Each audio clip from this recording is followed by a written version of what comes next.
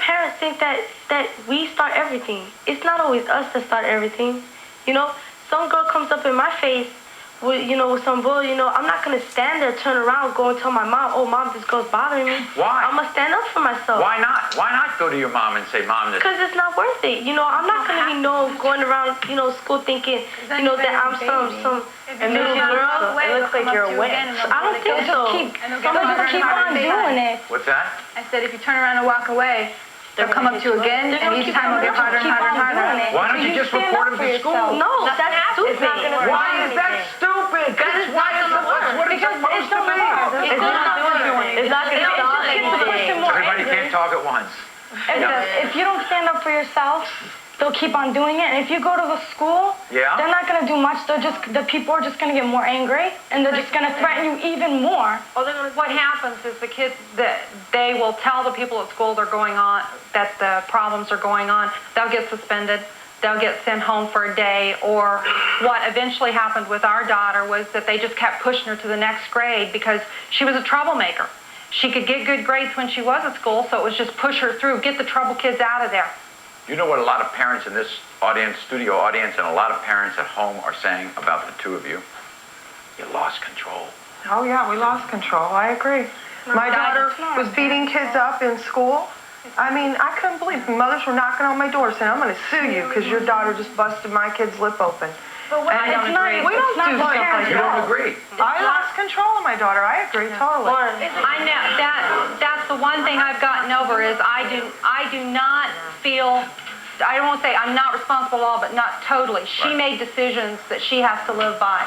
Oh, no. I'd like to know just what fascinates you so much that you feel the gang and the killing and all that you do is more important than being raised in the family and being a regular human being in society. Isn't nothing regular. Ocean? The thing I get out is the action. I like it. The action. I enjoy it. Wow. Wow. The action.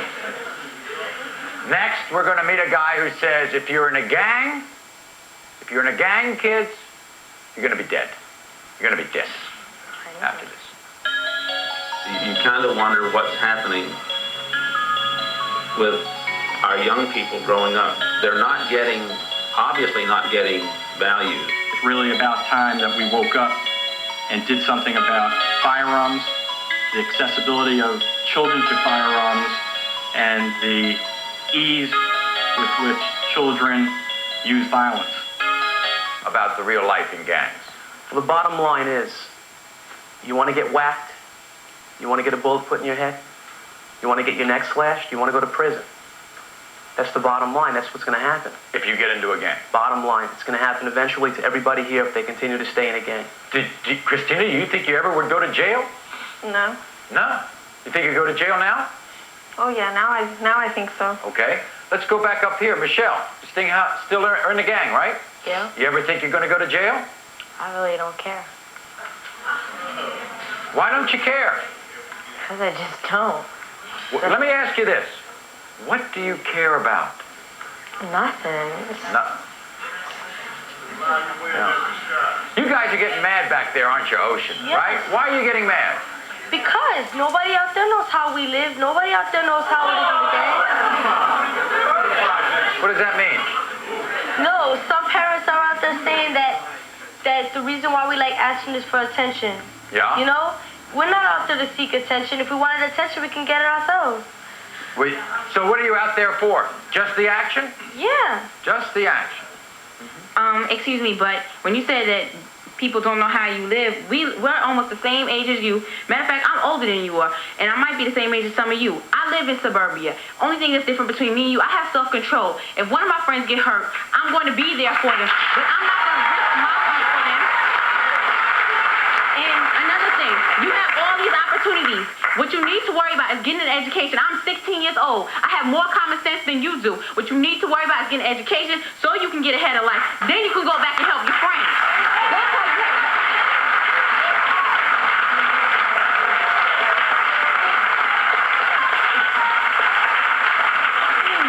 First of all, when you get into these groups, you have to even question the gang members of these groups, because if they're older than you and they're still doing these same things, what are they leading you to? They're poor role models for you.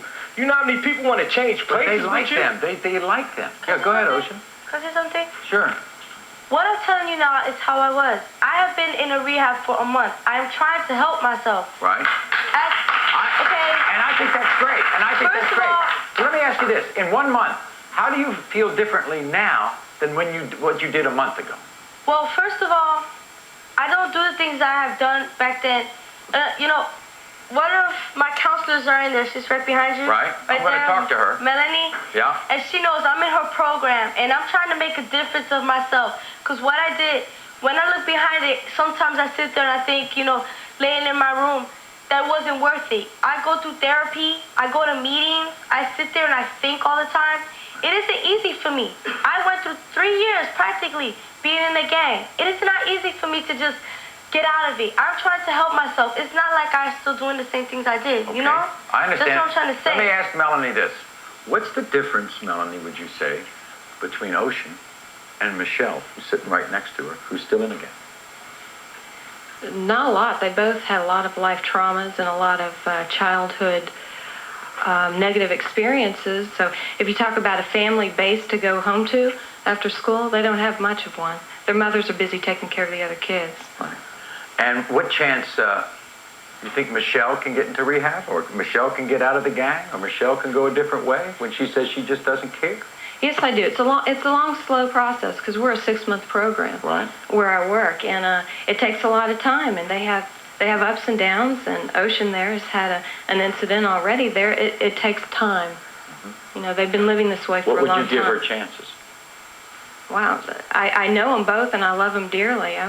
99%. You think they're gonna make it? They're great girls, and they have our support at the facility, and they know they have their positive peer role models now, their friends from the center, and I think they'll do great.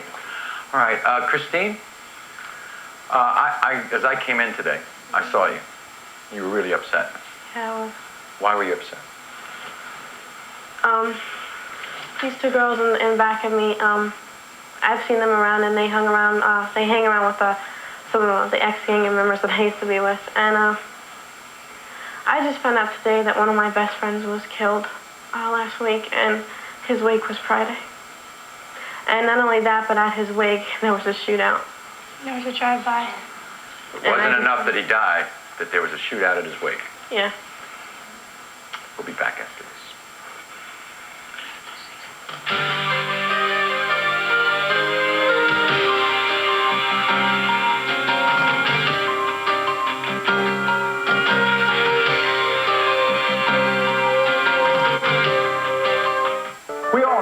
Emotional family reunions can be, but on the next morning, our girlfriends, which is like girlfriends and girls we'd actually them about. Then we got bitches. They're already. And then there ones to fight, and then we got the hoes that we just use for sex toys. Is that what boys think of girls in gangs?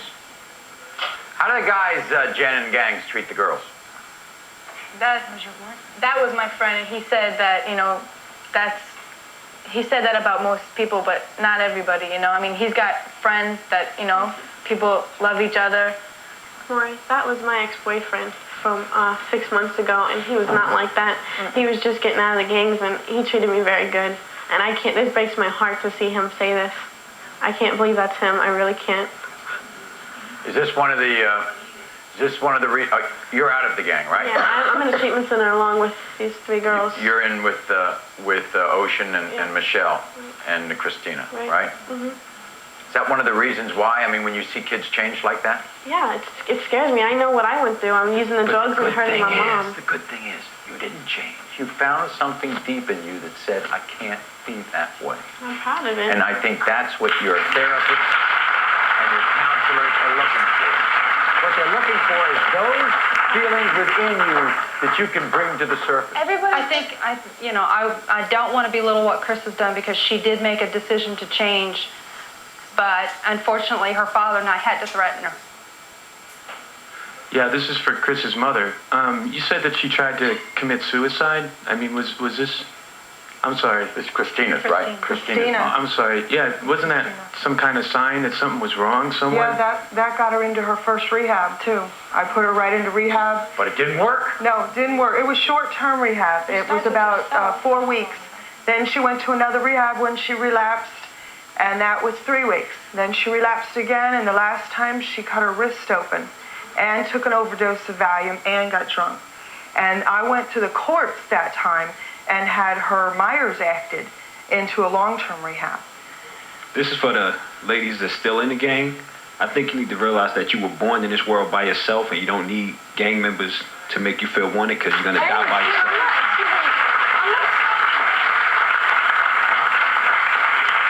Go ahead, Tina. I'm not still in the gang, okay? Ever since my boyfriend was killed, I stayed away from it because I can be next. All the shootouts. But this is only a month ago. 2 months Couple of months ago. And another one of my friends died. I don't want to be next. Everybody thinks that it's so bad, right? But I don't go out and I don't pull guns. I don't use guns, okay? But does that make you the difference? I mean, is that no, the difference? No, it's not that. I don't go around doing stuff like that. I wait until somebody comes to me. I don't go out and start fights. Why would you even want to anything. be around those people? Because those are my friends. That's who I get along with. That's who I like. I don't Lori, want friends. Lori, can I say something for a second? Yeah. Kids that The wanna go problem out is and drive a lot of race kids that cars. are young are getting recruited because they don't draw as much heat. So these girls don't even know that they're getting used. And they're also more impressionable, aren't they? The younger Exactly. you are. Yes. What would you want to say? Stand right up. I want to know how y'all feel every time y'all go around and smoke or shoot someone. Yeah. How did you feel when you carried that gun? Did you feel powerful, as we talked about before, Christina? Yeah, definitely. You never had any remorse. I did. You did. I did. Because I shot someone. I've never touched a gun in my life, and I never will. I don't think I have the right to go around shooting people. I mean, if that's what somebody's going to do, then they can do that, but I wouldn't shoot anybody. Neither would I. Yeah. Yes. No need for weapons. Yes, my question is to the parents. I'm a parent of 2 young ladies. One is 20 and one is 15. The question is, was there ever any signs that you could detect to determine that your child was going astray? I mean, or going to get into trouble. Going to get in trouble. Yeah, for me, there was a lot of signs. I mean, they just all came about slowly. Skipping school, the low grades. I mean, that's the way it always was. I mean, when I was growing up, we did bad in school. I mean, somebody was going to be on your butt. You do. I mean, you know, we've talked to teachers. Christina has been in 6 different programs. It's not like we ignored the signs. It's just trying to get to the grit of the problem. And unfortunately, the girls have not always been honest with us, which I'm sure everybody realizes. And you can't help someone who will not help themselves. I would just like to say that I think one of the problems here is that none of these girls up here understand how precious a human life is. And some people would blame that on your age, but I'm 17 years old and I understand it, and it scares me to think that you're part of my future. But why is that? I mean, why All of us up here are like that. I was in the gang when I was 14. I'm 16 now, and yes, I value my life. I'm trying to change, okay? You guys over here, I'm living in Florida. You don't know how much hard I'm trying to change. I'm trying I know you're trying to change. I'm proud of you. I'm proud of you. And if you guys have a problem with that, oh well, this is my life, and I'm trying to deal with it. I'm trying to help myself, and it isn't easy. I'm trying to do it. I haven't seen my father since I was 6 years old. My father's living up here. He doesn't even have the guts to call me, find out how I'm doing. You can't blame it on somebody else, though. It's your problem. We'll be back after this. I just wanted to be cared about, so I did whatever it took to have the feelings of being cared for. And I guess that took being in a gang, you know, because that's what I felt. Or having sex with the leader or somebody that's in the gang. You know, when you're at parties and stuff, a lot of the guys get really, you know, they're drunk or they're high or whatever. And, you know, they take advantage of you a lot, and if you want to or not. You know, that's a situation that I was put in that basically ruined part of my life, you know, because that's something that's very hard to deal with when that happens.